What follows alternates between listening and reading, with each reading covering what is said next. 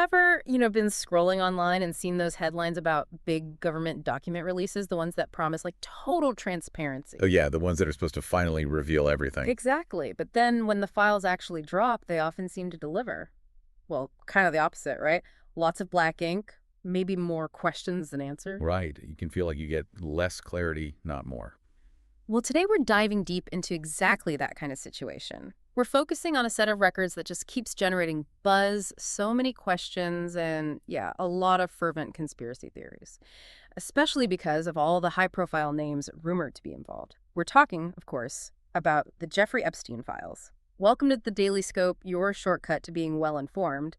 Today, we're taking a really close look at one of the most talked about and honestly heavily redacted topics out there, the Jeffrey Epstein files, and specifically the surprising revelations about who the FBI decided to redact, and even more importantly, why they made those calls. That's right. We're going beyond the headlines today, really trying to unpack the details behind what information got out and what Yeah. didn't. We want to, pull back the curtain a bit on the whole complex process of how government information gets released and the legal rules, the precedents that decide what you, the public, actually get to see and what stays hidden. Yeah, it's not just what's in the documents, it's the process, right? The decisions made along the way. Exactly. It's about understanding the filters, the mechanisms within the bureaucracy that control that flow of information. It's pretty fascinating when you dig into it. And you, our listeners, you've shared so many sources, articles, your own notes on this. It's clearly something people are paying attention to. So our mission today is to cut through the noise, look at the actual facts as we understand them from the sources, and figure out what's really important in this whole kind of sprawling saga. So what does it all mean for us trying to make sense of it all? Let's jump right in. And we'll start with the detail that really shifts the perspective on this, I think. Okay, so let's kick things off with what our sources are saying is maybe the central and honestly pretty startling revelation here. Something that really wasn't widely reported until recently. It turns out the FBI's Freedom of Information Act team, the FOIA folks, the ones whose job it is to actually review these records for release, they proactively redacted Donald Trump's name. Right. And not just his name. They also redacted the names of dozens of other prominent public figures mentioned in those same Epstein documents. And here's where it gets really interesting and maybe sheds light on how this stuff actually works behind the scenes. Yeah, this wasn't some last-minute scramble by political bosses reacting to headlines. According to three people familiar with how it went down, this redaction, the blacking out of Trump's name and others, it was already done. It was applied by the career FBI FOIA team during their standard page-by-page review of this just massive amount of material. Wow. So before the DOJ and FBI put out that big public statement saying no further disclosure was appropriate. Exactly, before that statement, It's which key, right? It suggests there was already an established reason, a sort of internal guideline or legal interpretation driving the secrecy. It wasn't just a reaction to public pressure.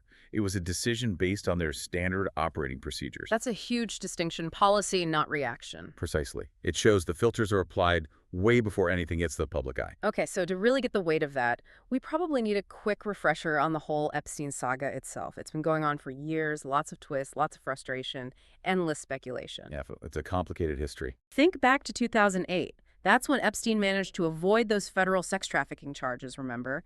He cut that controversial deal in Florida. The non-prosecution agreement. Yeah, Yeah, pled guilty to state charges instead. Right. Soliciting prostitution from a minor. right. And that deal, signed off by Alexander Acosta, who was the U.S. attorney then, it caused a huge outcry later on. Lots of people felt the justice system went easy on him. Absolutely.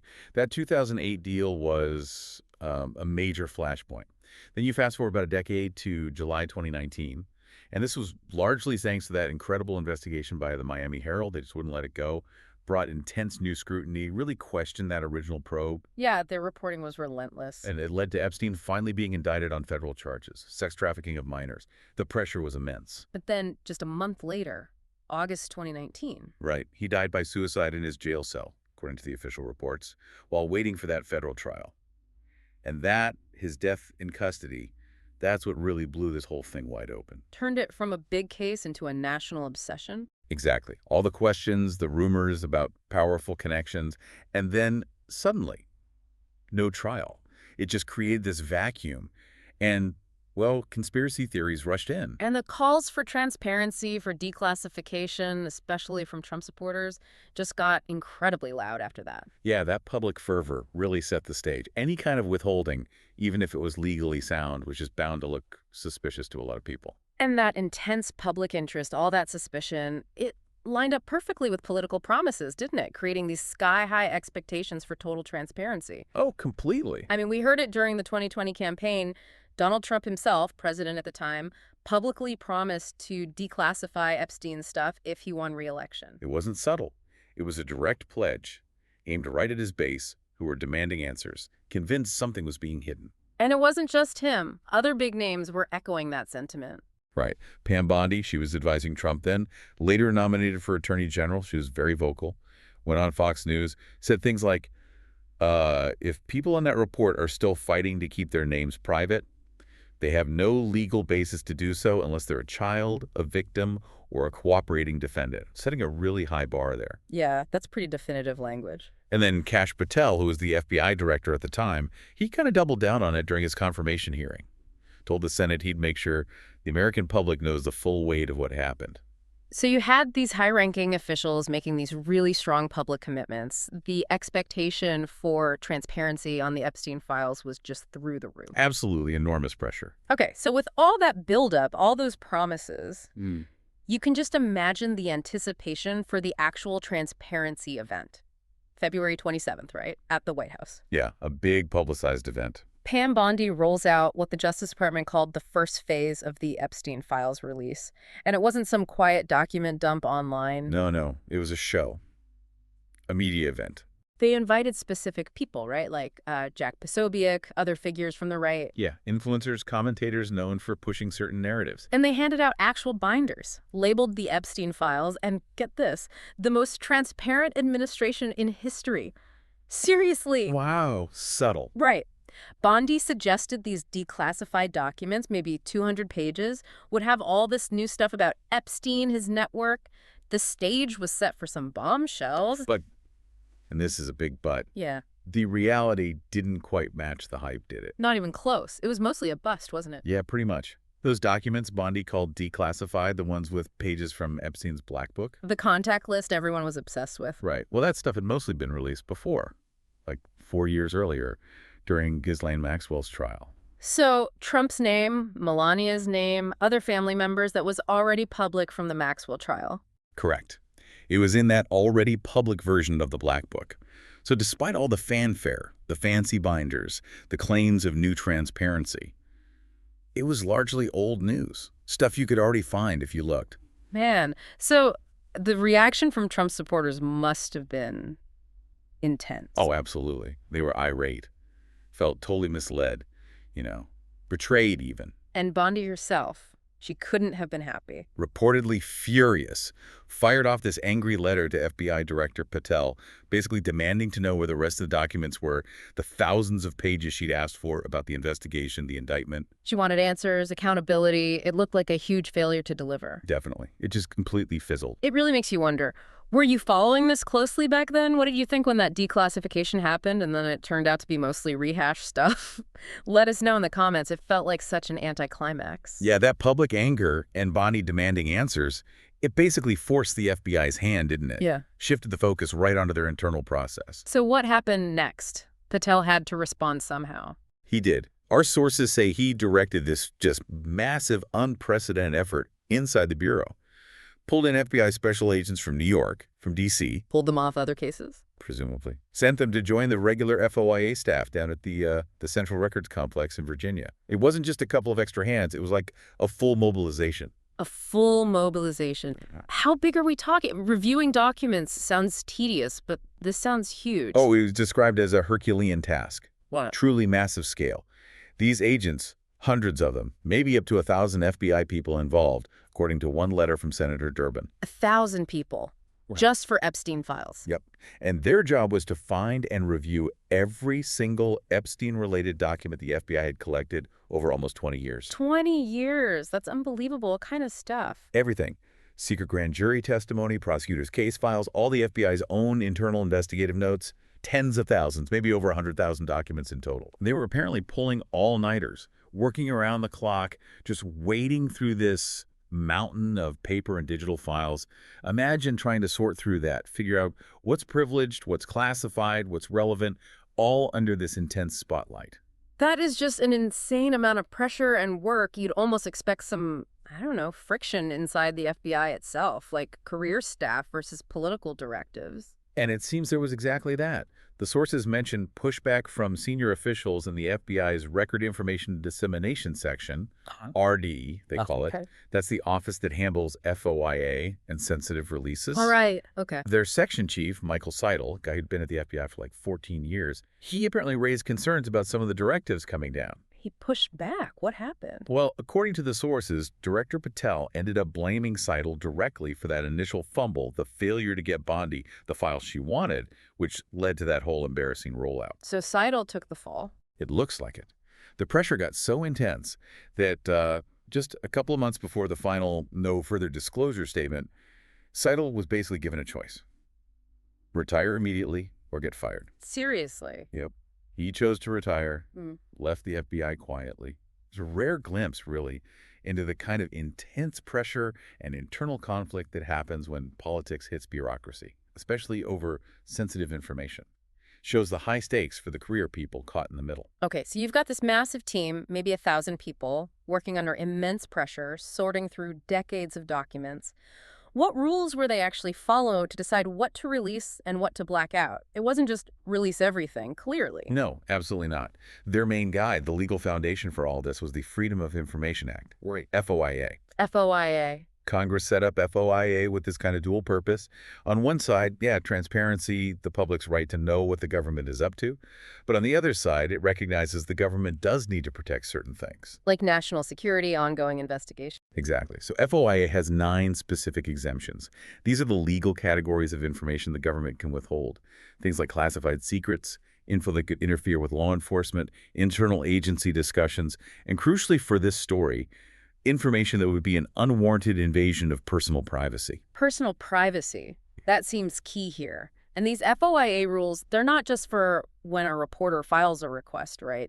They use these standards more broadly. That's a really important point people miss. Yes. While FOIA governs public requests, the principles behind those 9 exemptions, they get applied all the time, even outside of formal FOIA requests. How so? Like when Congress asks the FBI or DOJ for a big batch of documents, standard practice is to bring in FOIA analysts to review those documents and apply redactions based on those exact same FOIA standards. Think about the Mueller report on Russian interference. Yeah. When the DOJ prepared that for public release, they used those same FOIA exemptions to decide what got blacked out and what didn't. Mm-hmm. So even if it's not technically a FOIA request, that framework is the default standard for handling sensitive government info. It's baked into the system. Got it. So let's bring it back to the Epstein files and that initial revelation. The FBI reviewers found numerous references to Trump and dozens of other high-profile public figures. Right. But the source material stresses, and this seems vital, that just seeing a name in those files is not evidence of a crime or even a suggestion of wrongdoing. Absolutely critical context, yes. So if it wasn't about hiding crimes, what was the specific legal justification for redacting names like Trump's? This is where the details matter, right? This is exactly where the legal nuts and bolts come in. According to the people familiar with the review, Trump's name and the others got blacked out because, and here's the key part, back when the federal investigation into Epstein first started in 2006, Donald Trump was considered a private citizen. A private citizen in 2006, even though he was famous. His fame didn't matter legally in this context. What mattered was his status at the time his name appeared in relation to that federal investigation. The FBI reviewers applied specific FOIA exemptions, treating him and others named back then as private individuals whose privacy was legally protected under the act. Even though he later became president, his status in 2006 was the deciding factor. That's how the legal interpretation worked here, yes. It hinges on the status at the time the record was created or entered the file. Okay, that feels counterintuitive for someone so famous. Let's break down those specific exemptions. Which ones allowed them to do that? It really can seem confusing without understanding the legal background. They primarily relied on 2 specific FOIA exemptions. Okay. First is Exemption 6. That protects against a clearly unwarranted invasion of personal privacy. The Supreme Court has interpreted this pretty broadly, saying it protects people from injury and embarrassment if personal info about them is released by the government. Injury and embarrassment. So not just financial stuff, but reputation too. Exactly. Any personal info release that could cause undue harm or humiliation. The agency has to weigh if the public interest in knowing outweighs that individual's privacy interest. Okay, exemption 6. What was the other one? The second one, which is often even more powerful in these situations, is exemption 7C.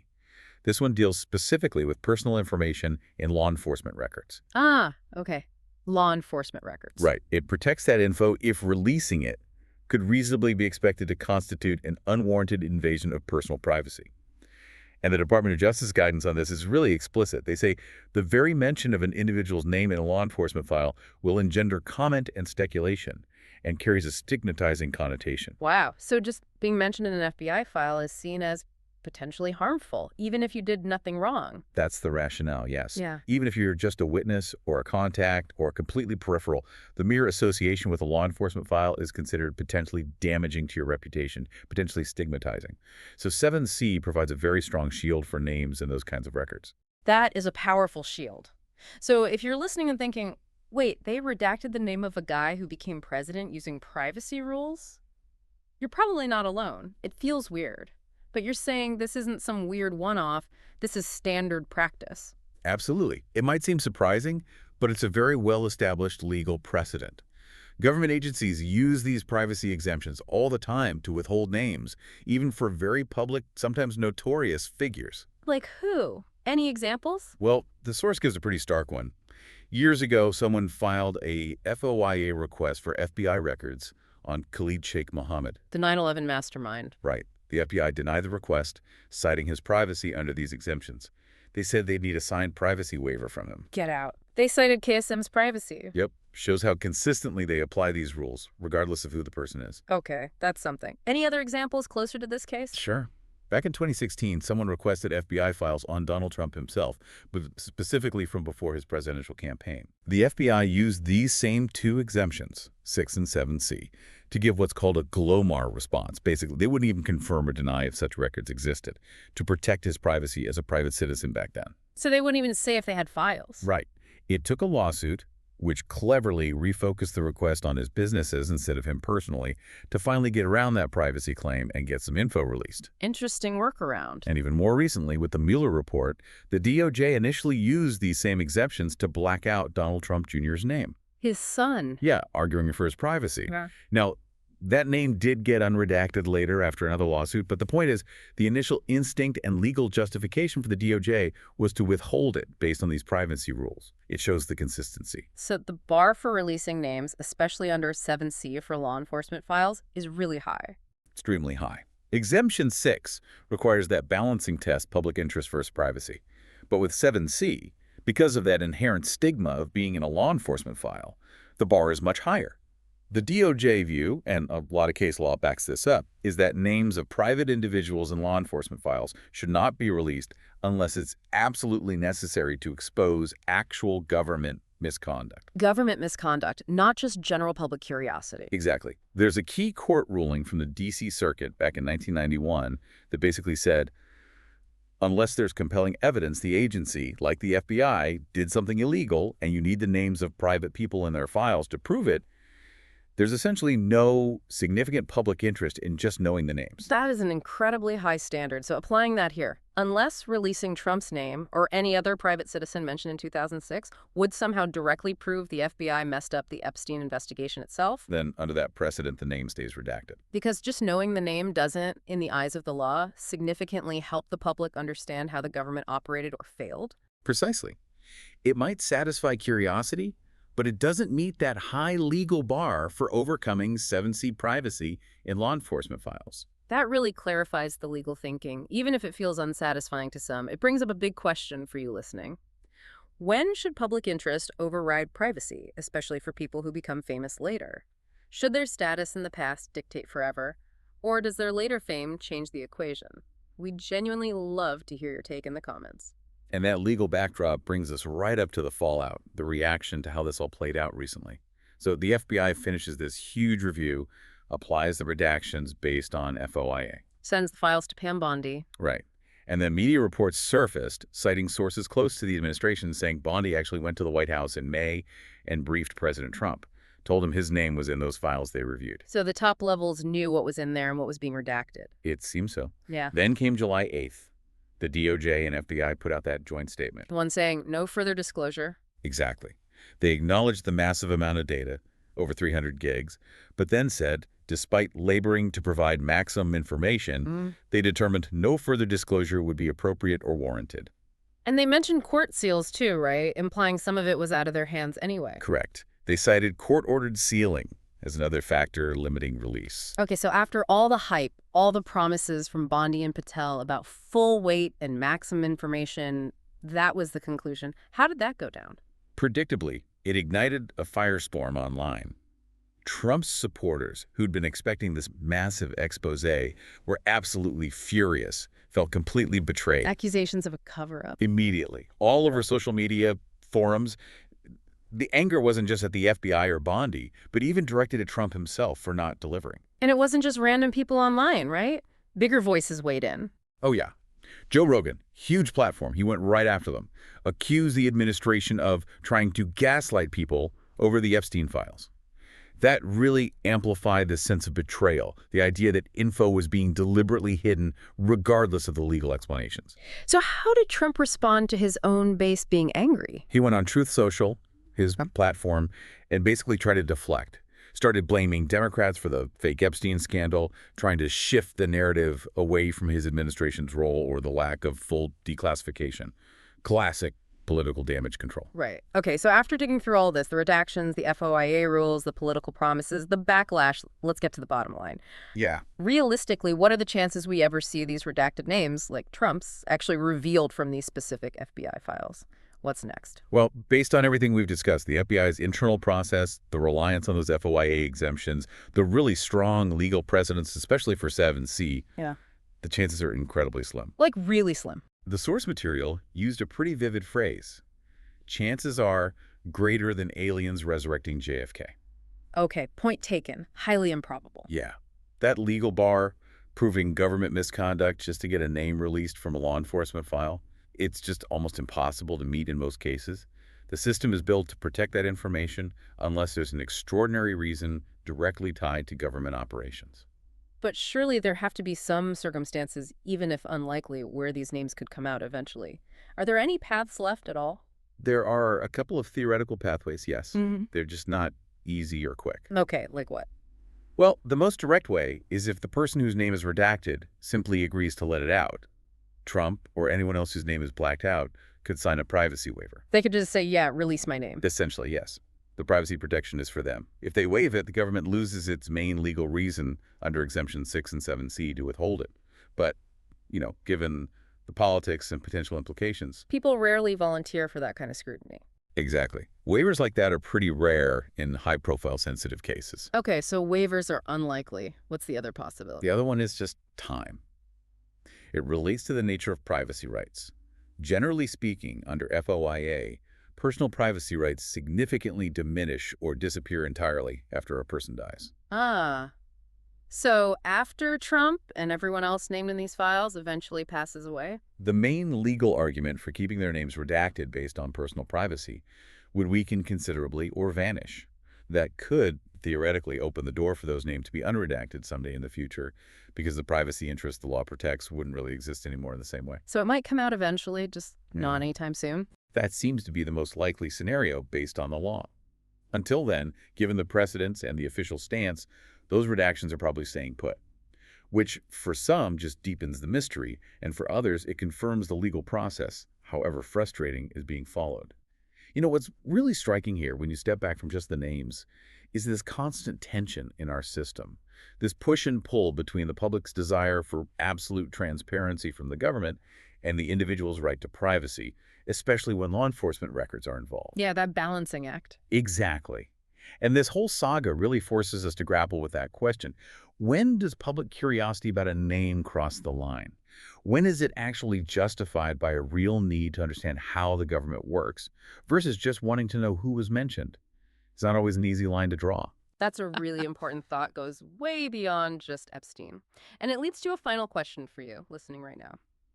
After hearing all this about FOIA, the precedents, the privacy arguments, do you think the public does have a fundamental right to know the names of famous people in files like these, even if they were private citizens way back when the files were made? Or should those privacy rules take priority, no matter how famous someone becomes later? Where do you fall on that? Let us know your thoughts down in the comments. And if you found this deep dive on the Daily Scope helpful or insightful, please do us a favor. Hit that like button, subscribe to the channel so you don't miss our future breakdowns, and definitely click the notification bell. Thanks for tuning in.